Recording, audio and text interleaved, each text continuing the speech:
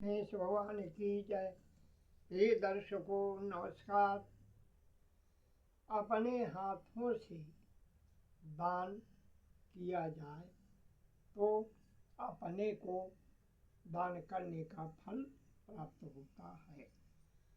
पराये के द्वारा दान किया जाए और चाहे कि उस दान का फल हमें प्राप्त हो जाए, ऐसा नहीं होता। एक कथा है, एक जगह श्रीमद् भागवत कथा हो रही थी।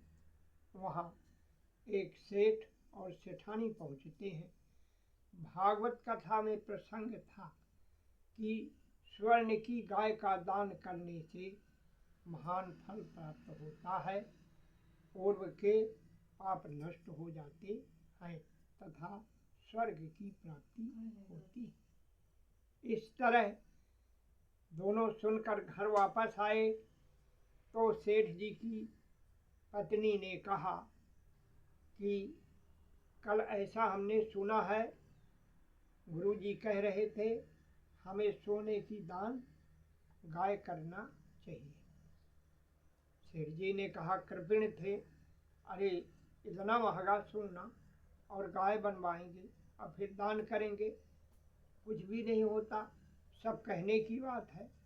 परंतु सेठानी नहीं मानती। हृदय में उसकी इच्छा बलवान बन चुकी थी कि हम सोने की गाय का दान करेंगे। वह सेठ की चोरी में सोने की गाय बनवाती है और ऊपर से मिट्टी से उसे मढ़ देती है। दूसरे दिन जाते हैं दोनों कथा सुनने और सेठानी उस गाय को जाकर व्यासपीठ पर चढ़ा देती है और गुरुजी से बोलती है, गुरुजी इसको जितना स्नान कराएंगे उतना दूध देगी, आप फेंकना नहीं। चुपके से गुरुजी यह बात को सुनकर उसको जेब में डाल लिया।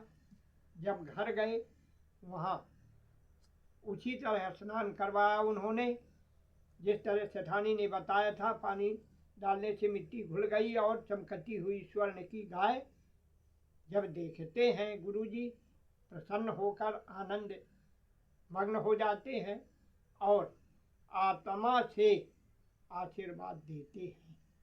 सेठानी को उन गुरुजी का आत्मिक आशीर्वाद जब प्राप्त होता है तो वह बहुत ही सुख अपार संपत्ति प्राप्त करके जब मृत्यु होती है तब क्या होता है, सेठ जी आगे बढ़ जाते हैं, बैतरणी नदी के किनारे बैठे रहते हैं, कोई गाय नहीं आती। बैतरणी दान नहीं किया था, परंतु यहाँ से सेठानी की भी मृत्यु हुई। सेठानी भी पहुँच जाती है।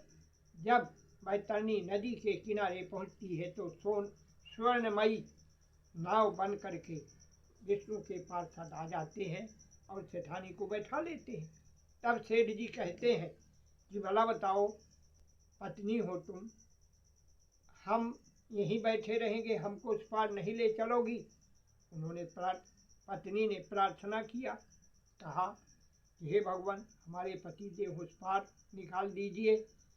तो पार्षदों का आदेश हुआ कि तुम्हारी पीछे धोती पकड़ करके चले, नाव में बैठने का अधिकार नहीं। इस तरह से जब चलते हैं, किनारा नहीं आया, कुछ दूर जाते हैं, सेठ को अहम हो गया कि हम पार कर गए, अब बैतरणी नदी पार कर गए।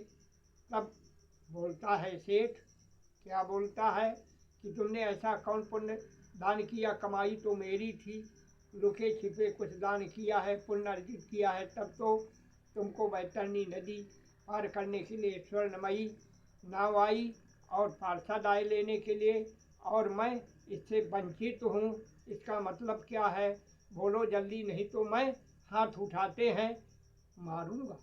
जैसे हाथ उठाते हैं साड़ी छूट जाती है, सेठ जी बह जाती है।